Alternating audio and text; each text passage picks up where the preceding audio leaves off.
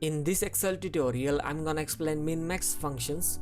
The min function returns the smallest value in a range and max function returns the largest value in a range. Here I'll type equal to min and I'm selecting this whole column. You can also type the numbers directly in the function, separating with commas.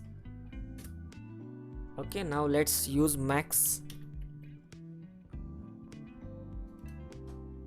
So this is how these functions give us the maximum and minimum values from a column or the range you specify. If you notice that there is an empty cell in between and true false value and a number, that is a text. So let me tell you that these two functions ignore text, true false values and empty cell.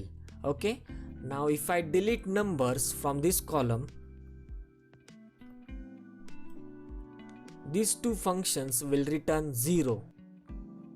Min function is used when you want to know the lowest temperature or the lowest price, for example, and max function is used to know the highest sale or the highest marks scored by the student. I hope you like this video. See you in the next video.